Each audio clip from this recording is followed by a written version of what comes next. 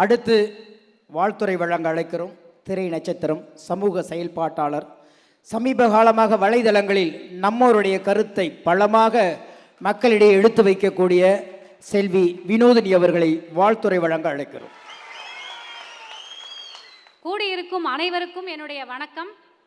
முதலில் மீண்டும் நமது கட்சியின் தலைவராக ஏகோபித்த வரவேற்போடு தேர்ந்தெடுக்கப்பட்ட நமது பாசமிகு மாண்புமிகு தலைவர் நம்மவர் திரு கமலஹாசன் அவர்களுக்கு என்னுடைய பாராட்ட வயதிலேனாலும் வணக்கங்களை தெரிவித்துக் கொள்கிறேன். Congratulation sir. உங்களுடைய ஃபேவரட் ஃப்ரேஸ் ஒன்று இருக்குது, உங்கள் நான் அப்படின்னு அடிக்கடி சொல்லுவீங்க. Today we are all here. அந்த ஆல் இங்கிலீஷ் ஆள் இல்லை, தமிழ் ஆள். அந்த உங்கள் நானில் நம்ம சேர்த்தோம்னா உங்களால் நாங்கள், உங்களால் மட்டுமே கூடிய கூட்டம் இது. நீங்கள் அடிக்கடி சொல்லுவீங்க, நான் இல்லைனாலும் கட்சி கொடி கொள்கை இதெல்லாம் இருக்கிறதுனால கட்சி நடக்கும். ஆனால் அந்த காவில் அனதர் ஒரு காவியம் சேர்த்துக்கோங்க, கட்சி கொடி கொள்கை கமலஹாசன் இருந்தால்தான் மையத்திற்கு அழகு. ரெண்டாவதா, இந்த வரலாற்று சிறப்பு மிக்க பொதுக்குழு கூட்டத்தில் நம்ம எல்லாரும் இங்கே இன்னைக்கு இருக்கோம் அப்படின்னா, எத்தனையோ பேர் நம்ம கட்சியை விட்டு ஆதாயம் தேடி ஆதாயம் தேடாமல் ஏதோ ஒரு காரணங்களுக்காக சென்றிருக்கிறார்கள். ஆனால் இன்னைக்கு நம்ம எல்லாருமே இங்கே கூடியிருக்கோம். இந்த நேரத்தில் நம்ம ஒவ்வொருவருடைய சிறு சிறு பங்கை ஆற்றுவதற்காக, ராமருக்கு ஒரு அணில் போல அப்படிங்கிற வார்த்தையை கூட நம்மளால் இன்றைக்கி யூஸ் பண்ண முடியாது. ஏன்னா அந்த ராமர் அப்படின்னு சொன்னாலே பயமாக இருக்குது. அந்த வார்த்தைக்கு ஒரு அரசியல் சாயம் பூசியிருக்காங்க. அணில்னு சொல்ல முடியாது, அதுவும் சிக்கல். புரிந்தவர்களுக்கு புரியும் அப்படின்னு நினைக்கிறேன்.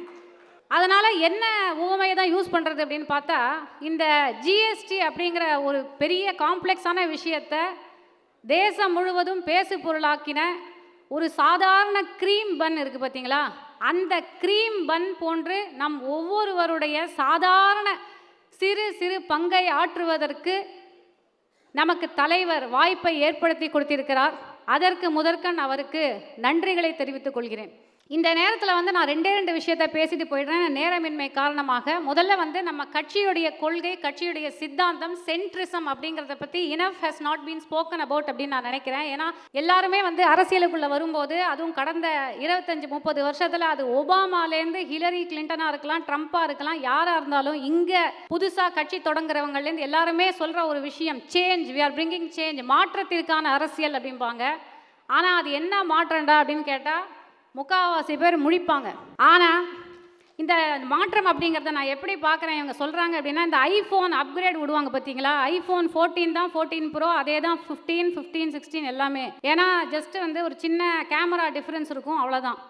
அது மாதிரி காப்பி பேஸ்ட் பண்ணி தான் கொள்கையை இங்கே யூஸ் பண்ணிட்டு இருக்காங்க. ஆனால் அந்த மாதிரி ஒரு நேரத்தில் 2018 மக்கள் நீதி மையம் கழகங்கள் இருக்கும் அந்த நேரத்தில் மக்கள் நீதி மையம் அப்படிங்கிற ஒரு கட்சியுடைய பேரோட தலைவர் அரசியல் களத்துக்குள்ள வந்தார். உண்மையான மாற்றத்திற்கான அரசியல் அப்படிங்கிற அந்த வார்த்தைக்கே ஒரு சிறப்பு கொடுத்து அதுக்கே ஒரு டெஃபினிஷனான ஒரு கட்சியாக நாம் விளங்குகிறோம். ஏன்னா இந்த சென்ட்ரிசம் அப்படிங்கிற இந்த பாலிசி, இந்த கொள்கை இதற்கு முன்னாலும் இந்தியாவில் இல்லை, அதற்கு பிறகும் இத்தனை ஆண்டு காலம் யாரும் அதை பேசவில்லை. ஆனால் நம்ம தலைவர் மானசீக குரு அப்படின்னு நம்ம சொல்லக்கூடிய தேச தந்தை அண்ணல் காந்தியடிகள், அவரை இந்த இடத்துல நம்ம நினைவு கூறணும். ஏன்னா அவர் இதே விஷயத்தை அவருடைய காந்தியன் கான்ஸ்டியூஷனில் பேசியிருக்காரு. அவர் என்ன சொல்கிறாருன்னா, democracy is well balanced execution between economic reform and social justice. இதே தான் ஐ திங்க் மௌரியா சாரும் பேசினார். என்ன அப்படின்னா ஒரு economic reform and economic development இன்னைக்கு India is at a crossroads. ஏன்னா எக்கனாமிக் டெவலப்மெண்ட் மட்டுமே ஒரு பக்கம் மைனாரிட்டிஸோடைய சேஃப்டி, விமன் சேஃப்டி எதுவுமே பார்க்கப்படாமல் ஹியூமன் ரைட்ஸ் வயலேஷன்ஸ் நடந்து கொண்டிருக்கும் இந்த நேரத்தில் ஜிடிபி பற்றியும் $3.5 trillion எக்கானமி பற்றியும் நம்ம பேசிகிட்டு இருக்கோம். அதுவும் ஒரு தவறான ஒரு பாதை. அதே மாதிரி நம்ம வெல்ஃபேர் ஸ்டேட்டாகவும் முழுசாக மாறிடவும் முடியாது. அப்படிங்கிறது தான் அண்ணல் காந்தியடிகள் அவர் சொல்கிறாரு. அவருடைய பாவர்ட்டி அண்ட் ரிச்சஸ் அப்படிங்கிற ஒரு எஸ்ஏல கூட நீங்கள் படிக்கலாம். இப்போ நம்ம இந்த ஃபேப்ரிக் ஆஃப் டெமோக்ரஸி அப்படிங்கிறத இந்த சென்ட்ரிசம் பேசும்பொழுது ஃபேப்ரிக், ஏன்னா அவர் த ஹவுஸ் ஆஃப் கதர் அப்படின்னு சொல்லிட்டு சார் ஒரு காதி துணியை வந்து அதை வந்து சிறப்பிக்கும் வகையில் ஹவுஸ் ஆஃப் கதர் பற்றி நம்ம எல்லாருக்குமே தெரியும். காதியை எப்படி அவர் நேசிக்கிறார்.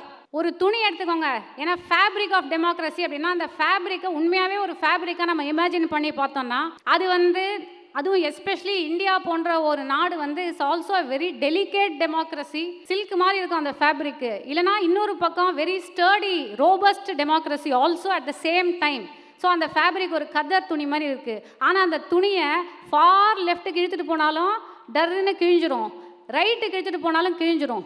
பட் அந்த பேலன்ஸை கொடுக்கக்கூடியது தான் சென்ட்ரிசம். இதுதான் என்னுடைய புரிதல். சார் வந்து எந்த அளவுக்கு இந்த சென்ட்ரிசம் அப்படிங்கிறத வந்து வாழ்ந்துட்டு இருக்காரு, நம்ம எல்லாரும் அதை உள்வாங்கியிருப்போம். ஆனால் அவர் வந்து எந்த அளவுக்கு அதை உள்வாங்கியிருக்காரு அப்படின்னா, நம்ம எல்லாருமே ரொம்ப ரசித்து பார்த்த பாரத் ஜோடோ யாத்திராக்கு அப்புறம் அவர் கொடுத்த அந்த பேட்டி ராகுல் காந்தி அவர்களோட, அப்போ அவர் கேட்குறாரு, இந்த ஐடென்டிட்டி பாலிடிக்ஸை பற்றி நீங்கள் என்ன நினைக்கிறீங்க, வெறுப்பு அரசியல் நடந்து கொண்டிருக்கிறது அப்படிங்கும்போது சார் அதுக்கு ஒரு பதில் சொல்கிறாரு நச்சுன்னு, ஆமாம், ஆனால் அது வந்து ஒரு சிந்தட்டிக் மேனுஃபேக்சர்ட் ஹேட்ரட் அப்படிங்கிறாரு. அதை சொல்லிவிட்டு கடந்து போயிருக்கலாம். ஆனால் அங்கே தான் அவருக்குள்ளே இருக்கிற சென்ட்ரிஸ்ட் எட்டி பார்க்கிறார். அடுத்ததாக அவர் சொல்கிறாரு, அதை ராகுல் காந்தி அவர்களே எதிர்பார்த்துருக்க மாட்டார். ஆனால் அந்த ஹேட்ரடை விதைக்கிறது இரு பக்கமாகவும் இருக்கலாம் அப்படிங்கிறார். ஆக ஒரு பக்கத்திலிருந்து நாம் பார்த்தோமே ஆனால் அடுத்த பக்கம் நமக்கு அதராக தோன்றும். அதே மாதிரி அந்த சைட்லேருந்து இருந்து பார்த்தா இந்த சைடு நமக்கு வந்து நம்முடைய பிரிவினை தோன்றும். ஆனால் நடுவில் இருந்து நம்ம பார்த்தால்தான் ரெண்டு பக்கத்துடைய நியாயங்களையும் ரெண்டு பக்கத்துடைய அநியாயங்களையும் நாம் பேசலாம். அந்த ஒரு மிகப்பெரிய வரத்தை, ஒரு மகத்தான ஒரு விஷயத்தை சென்ட்ரிசம் அப்படிங்கிற பாலிசியை நமக்கு வந்து கொடுத்துருக்காரு. இதை வந்து நம்ம இன்னும் சரியாகவே கொண்டாடலை அப்படிங்கிறது என்னுடைய வருத்தம். ஆனால் ஒரே ஒரு விஷயம் மட்டும் சொல்கிறேன், இது எவ்வளோ பெரிய ஃப்ரீடம் நமக்கு கொடுக்குது. சோஷியல் மீடியாலையாக இருக்கட்டும், டிவி டிபேட்லையாக இருக்கட்டும். என்ன அப்படின்னா, நம்ம வந்து எந்த ஒரு கட்சியில் இருந்தாலும் ட்விட்டரில் வந்து ஒரு வார்த்தையை சொல்கிறாங்க, எந்த ஒரு கட்சியில் நம்ம இருந்தாலும் அந்த கட்சிக்கு வந்து நம்ம சொம்பு தூக்கணும், இல்லைனா முட்டு கொடுக்கணும். ஆனால் சென்ட்ரிசம் ஐடியாலஜியில் இருக்கக்கூடிய மக்கள் நீதி மையத்தில் இருக்கும் நாம் ஒவ்வொருவரும் முட்டு கொடுக்க வேண்டியது ஒரே ஒரு விஷயத்திற்கு மட்டும்தான். உண்மை உண்மை உண்மை. எது நியாயமோ எது அறமோ அதற்கு மட்டும் முட்டு கொடுக்க வேண்டும். வேறு எதற்கும் நாம் சொம்பு தூக்க வேண்டிய அவசியமே கிடையாது. இதுதான் நமக்கு கிடைச்சிருக்கிற பெரிய வரம். அதே போல் இன்றைக்கி அரசியலுக்கு வர எல்லாருமே ஏதோ ஒரு ஆதாயத்தை தேடி வருது அப்படிங்கிறது ஒரு நார்மலைஸ் செய்யப்படுது. எப்போ அவன் அரசியலுக்கு போயிட்டான் கண்டிப்பாக வந்து சம்பாதிச்சிருவான் அப்படிங்கிறது ஏதோ பிஸ்னஸ் பண்ண போகிற மாதிரி ஆக்கிட்டாங்க. ஆனால் nobody can accuse him of that. நம்ம எல்லாருக்குமே இதை வந்து 100 தடவை நம்ம பேசிட்டோம், 1000 தடவை 10,000 தடவை இதை முழங்கிட்டோம். அதே போன்று நாம் அனைவரும் அந்த ஒரு சர்விங் மனப்பான்மையில் தான் இங்கே வந்து நிற்கிறோம் அப்படிங்கிறது என்னுடைய ஐயமே இல்லாத ஒரு கருத்து. ஏன்னா ஆதாயம், நாம் ஏற்கனவே சொன்ன மாதிரி ஆதாயம் வேண்டி வந்தவர்கள் அனைவரும் இன்னைக்கு வந்து அவங்க இல்லை. ஸோ அதுக்கே வந்து நம்ம பாராட்டிக்கணும். Let us be very candid about it.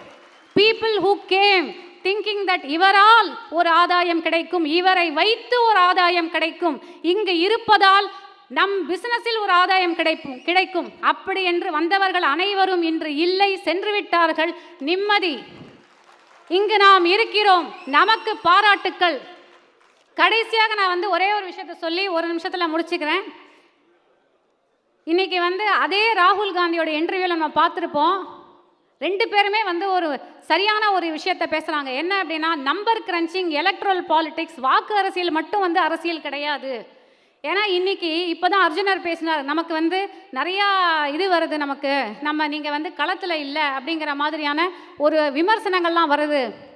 ஆம், வருகிறது. ஆனால் தலைவர் திரும்பவும் என்ன சொல்கிறாரு, வாக்கு அரசியல் மட்டுமே அரசியல் அல்ல, அரசியல் என்பது ஒரு இயக்கம், ஒரு மனிதனுக்குள் இயங்க வேண்டிய ஒரு மூவ்மெண்ட், ஒரு ஆன்மா மாதிரி. You should have it in your spirit. அது நம் அனைவருக்கும் இருக்கிறது, தலைவருக்கு முழு முதல் இருக்கிறது.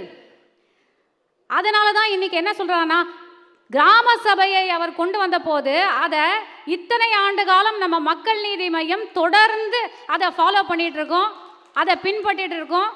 கிராம சபை, ஏரியா சபையில் நம்மளுடைய பிரதிநிதி ரெப்ரசன்டேஷன் இருந்துட்டு இருக்கு. So 1 nation 1 election. இப்போ பாருங்க, 145 கோடி மக்கள், 1 நேஷன் 1 எலெக்ஷன்லாம் கிடையாது, 1 நேஷன் ஒன்லி எலெக்ஷன்.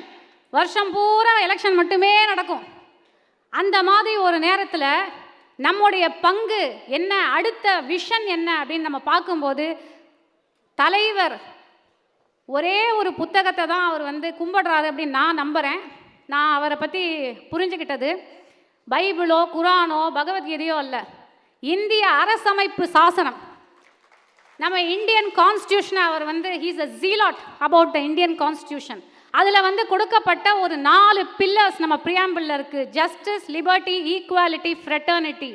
இந்த 4ஐயும் ஒரு கண்ணாடி போல் அணிந்து அதை ஒரு லென்ஸாக பயன்படுத்தி through the lens of justice, equality, liberty and justice and fraternity, centrism அப்படிங்கிற ஒரு தராசை நாம் கையில் எடுத்துக்கொண்டு ஒவ்வொரு விஷயத்தை பற்றியும் நம்முடைய குரல், அதாவது அதே அரசியலமைப்பு சாசனத்தில் கொடுக்கப்பட்டிருக்கும் நமக்கு freedom of thought, freedom of expression, freedom of speech, இதை பயன்படுத்தி ஃப்ரீடம் டு ப்ரொட்டஸ்ட், இது எல்லாத்தையும் பயன்படுத்தி நம்முடைய குரல்கள் சமூக வலைதளத்திலேருந்து பாராளுமன்றம் வரைக்கும், நடுவில் டிவி டிபேட்டு, அப்புறம் யூடியூப் சேனல், கிராம சபை, ஏரியா சபை, தெருமுனை கூட்டம், அரசியல் கூட்டம், சட்டமன்றம், பாராளுமன்றம் அப்படின்னு எல்லா இடத்துலையும் தொடர்ந்து ஒலித்து கொண்டே இருக்க வேண்டும். இதுதான் என்னுடைய vision. Not just for the next 2 years, not for election years 2026க்கோ 2029க்கோ